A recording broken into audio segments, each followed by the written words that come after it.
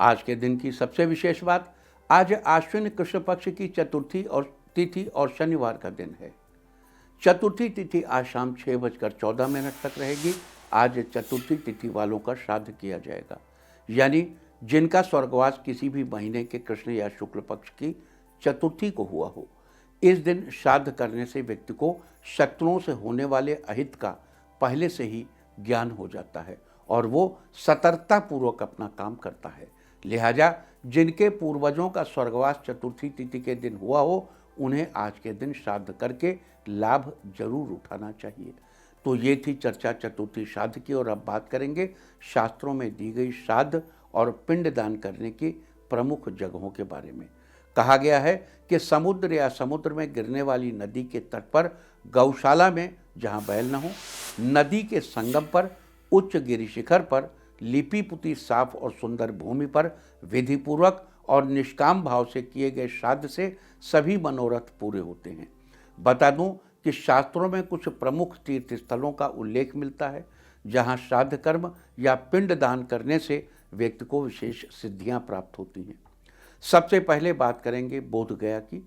बिहार राज्य की फल्गु नदी के किनारे मगध क्षेत्र में स्थित ये सबसे प्राचीन और पवित्र तीर्थ स्थानों में से एक है। यहाँ अपने पुरखों का पिंडदान करने बहुत से लोग जाते हैं। यही वो स्थान है जहाँ बोधि नामक पेड़ के नीचे भगवान गौतम बुद्ध को ज्ञान की प्राप्ति हुई थी। विष्णु पुराण और वायु पुराण में इसे मोक्ष की भूमि कहा गया है। माना जाता है कि यहाँ स्वयं विष्णु पितृ देवता के रूप में मौजूद हैं। यहाँ किया गया पिंडदान 108 कुल और 7 पीढ़ियों तक का उद्धार करने वाला है। कहते हैं स्वयं ब्रह्मा जी ने अपने पूर्वजों का पिंडदान गया में फल्गु नदी के तट पर किया था और त्रेता युग में भगवान श्री राम ने भी अपने पिता राजा दशरथ का पिंडदान यहीं किया था। बताया जाता है कि यहाँ 360 वेदियाँ थीं, लेकिन अब केवल 48 ही रह गई हैं। जहाँ पर पितरों का पिंडदान किया जाता है, यहीं पर एक जगह है अक्षय वट, जहाँ पितरों के निमित्त दान करने की भी परंपरा है। यहाँ किया गया दान अक्षय होता है।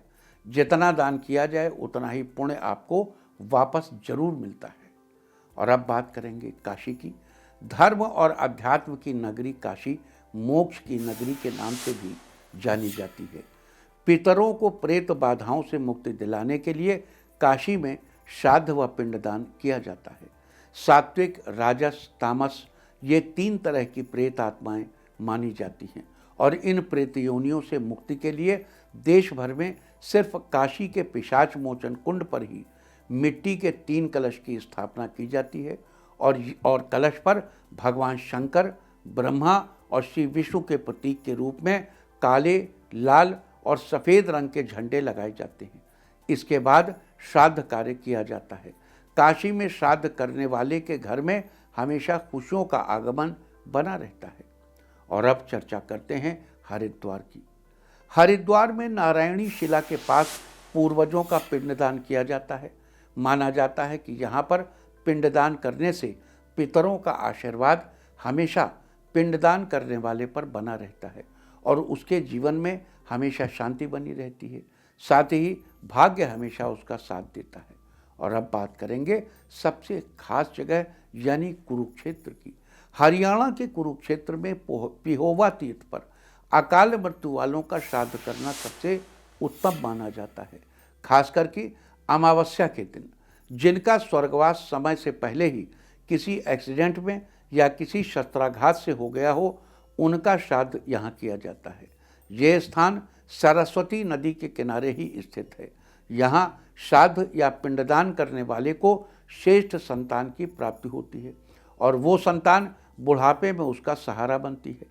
महाभारत के अनुसार धर्मराज युधिष्ठिर ने युद्ध में मारे गए अपने परिजनों का श्राद्ध और पिंडदान पिहोवा तीर्थ पर ही किया था। तो ये थी चर्चा श्राद्ध और पिंडदान करने की कुछ प्रमुख जगहों के बारे में।